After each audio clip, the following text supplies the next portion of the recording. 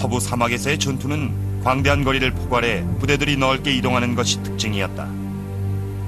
성공적인 공격이 때론 보급선 때문에 중단되는 일도 있었다. 6월 초에 아프리카 군단은 이집트 깊숙이 침투해 제8군단을 한 번 더 격퇴했다. 이제 영국군은 패배 직전이었고 엘 알라메인에서 방어 준비를 하고 있었다. 지형상 엘 알라메인은 이집트로의 관문이기 때문에 이곳에서 패배하면 롬멜이 수에즈를 공격하고 아라비아를 위협할 수 있었다. 영국 군대가 공격을 기다리는 동안 이집트에 주둔한 영국군이 철수했다. 7월 1일에 아프리카 군단이 관문을 무너뜨릴 준비를 했고 이때 이들은 카이로에서 100km 떨어져 있었다. 독일의 라디오 방송국은 선전 방송을 내보냈는데 그 내용은 카이로의 여성들에게 오늘 밤을 기대하라고 하는 것이었다. 엘 알라민에서의 첫 번째 전투가 벌어졌는데 이 전투의 결과는 후에 계속 논쟁을 불러일으켰다. 그것은 롬멜의 군대가 완전히 지쳤고 보급이 끊겼기 때문인지 혹은 영국군 장군 오친렉이 지휘한 마지막 항전이 뛰어났는지에 관한 것이었다. 좁은 전선과 보급 부족, 잘 계획된 전략적 저항이 롬멜의 전진을 막았다. 양군은 공격을 멈췄다.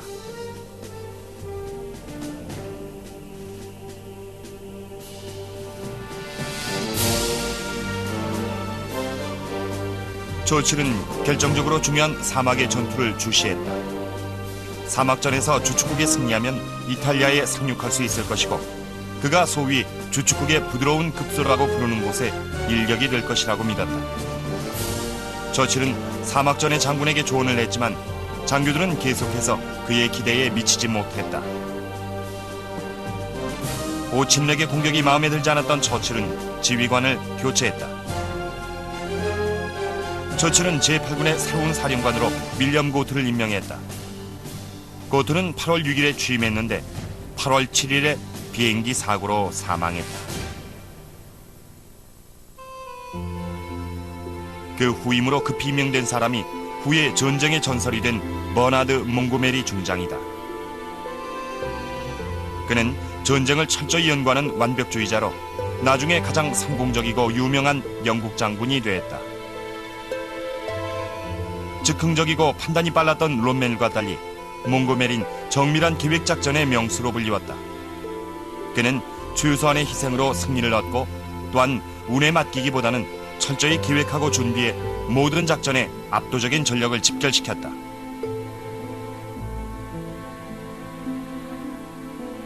몽고메리는 전략적인 능력과 더불어 일반 사병들과 의견을 나누고 사기를 북돋아 이들이 상당한 자신감과 확신을 가지도록 했다. 그의 휘하에 복무한 이들은 그의 지도력에 대해 완벽한 믿음을 가지게 됐다. 몽고메리의 단점은 자만심이었다. 연합군의 다른 장군 및 병사들은 그와 함께 일하는 것을 힘들어했다.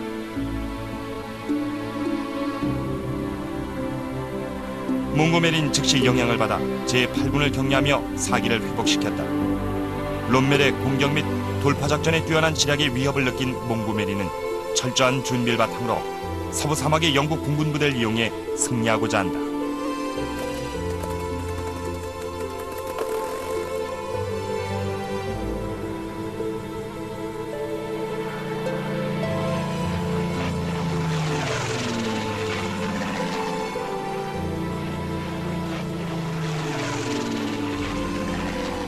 몽고메리는 즉시 사막전에서 승리하기 위한 정밀한 작전 계획을 짰다.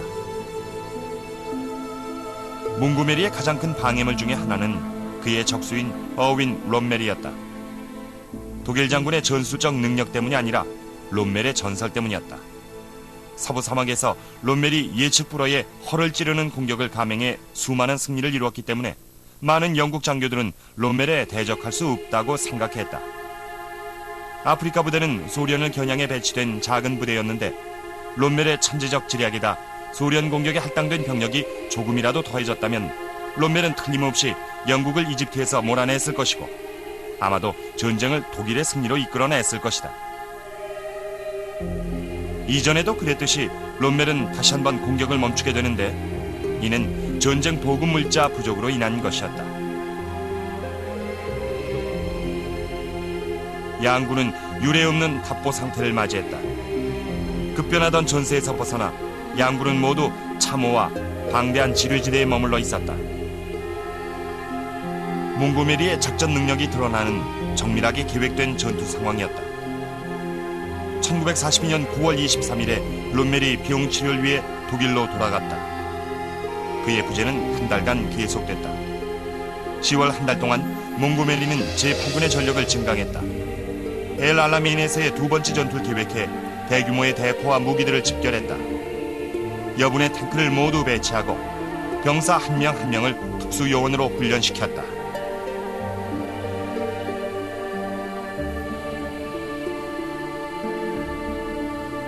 약점을 감추기 위해 영국은 양동 및 위장작전을 사용했고 독일군은 이에 넘어갔다. 10월 23일 밤 갑작스런 영국군의 공격 개시로 독일군은 무척 당황했다. 병가 중이었던 롬멜은 전장으로 다시 소환됐다. 맹렬한 대포 사격으로 전투가 시작됐고 기술병들이 독일의 지뢰들을 제거했다. 몽고메린 공군의 도움에 감사하며 공군의 지원을 잘 활용했다.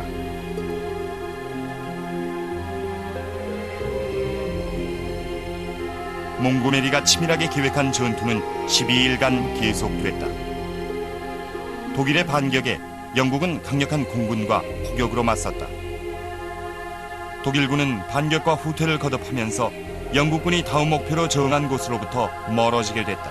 이것은 몽고메리가 계획한 것이었다.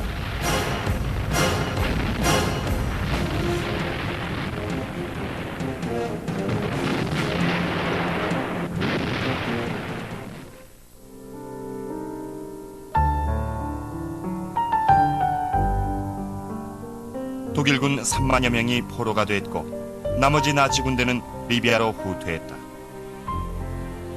엘 알라메인에서의 이 두 번째 전투는 12일간 지속됐고 전장의 다른 전투와 다를 것이 없었지만 영국군의 승리의 여파는 대단했다. 처음으로 독일 군대는 전략적으로 계획된 전투에서 패배했고 이후 북아프리카에서 독일군의 여세는 회복되지 않았다. 조칠은 이렇게 말했다.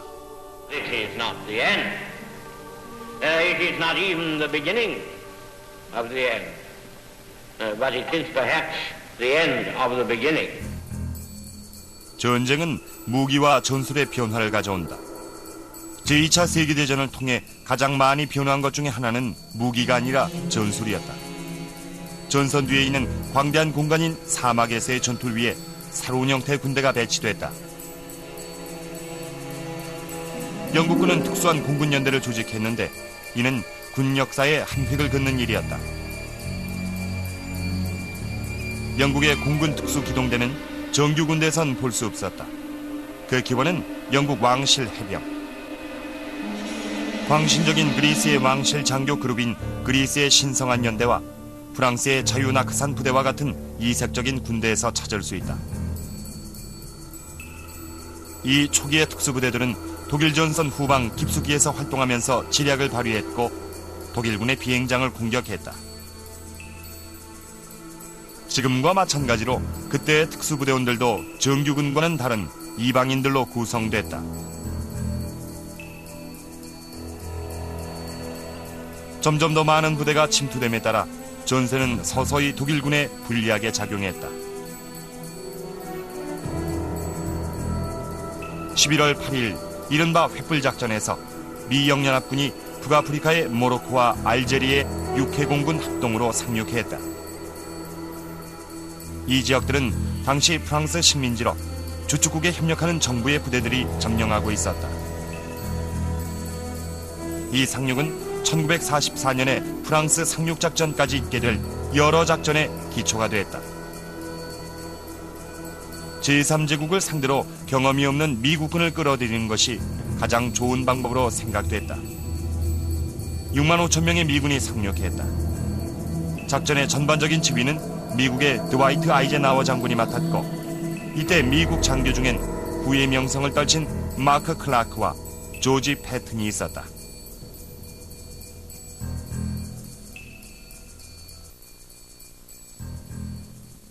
작전은 여러 국가 군대들의 협력하에 육해공군이 긴밀히 통합해 이루어졌다.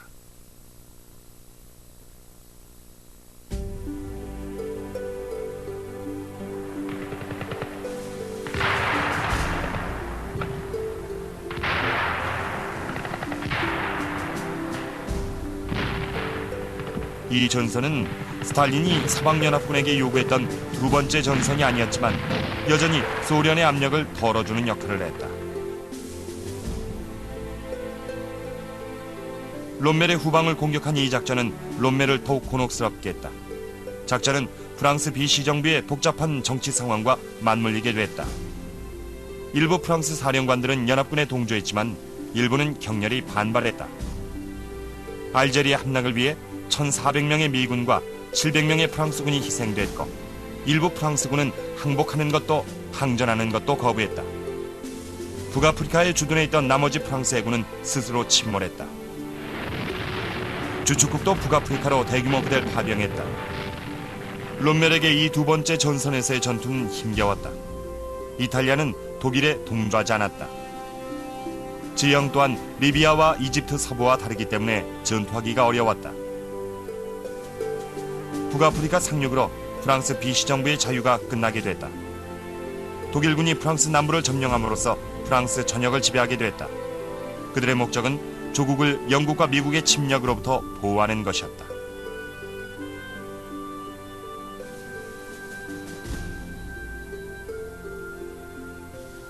엘 알라메인에서의 두 번째 전투와 미군의 상륙으로 북아프리카에서의 전쟁은 종반으로 치닫게 됐다. 한편 다른 곳에서는 새로운 전투가 시작되고 있었다. 1942년 8월 7일 미군은 태평양 제도의 과달카날 섬을 공격했다. 일본의 필리핀 침공 이후로 일본군과 미군은 아직 만나지 않았었다. 영국 식민지이자 솔로몬 군도의 하나인 외딴 작은 섬 과달카날에서의 전투는 지리하고 치열한 것이었다.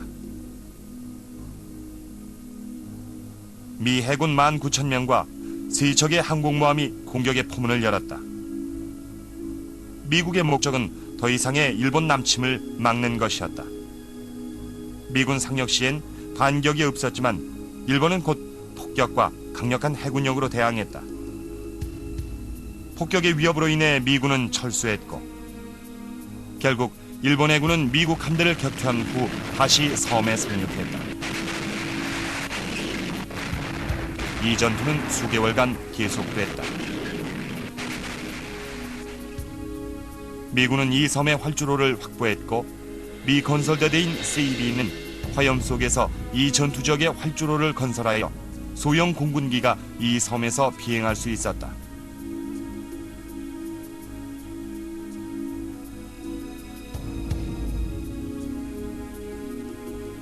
백병전에 이어서 치열한 해전이 벌어졌다. 수개월 동안 지상전의 수가 점점 더 늘어났다.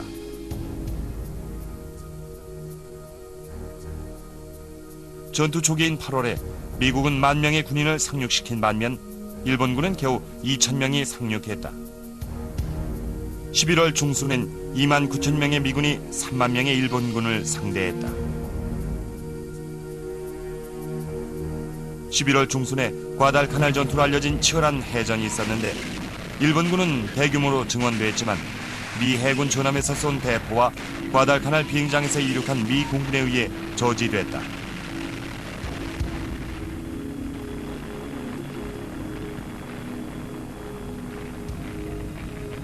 거대한 일본 전함 2척이 가라앉았다. 미 공군은 일본의 저항을 뚫고 수송선을 공격했다. 이 지역에서의 일본 해군의 패전은 육지에서의 극적인 승리의 열쇠가 됐다. 11월 중순의 전투 이후 일본 군대의 보급은 잠수함으로만 이루어졌고 12월 1일에 이르자 미군은 40,000명, 일본군은 25,000명이 됐다. 해가 바뀌어 1943년이 되자 미군은 50,000명으로 늘어났고 보급도 충분했지만 일본군은 보급이 딸리는 상황이 됐다. 1월 말에 잔류하던 일본군이 후퇴하자 미국이 과달카날 섬을 점령하게 됐다.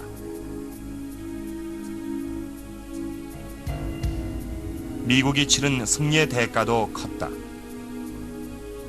수송기 한 대와 많은 함정과 군함이 가라앉거나 손상됐고 2,000명이 이 작은 섬 때문에 전사했다. 그러나 과달카날에서의 지상전은 미드웨이 해전과 맞먹는 성과였고 일본은 이 패배에서 회복하지 못했다. 전쟁의 주도권은 미국으로 넘어갔고 이후에 일본은 미국의 공격을 방어하기에 바쁜 입장이 됐다.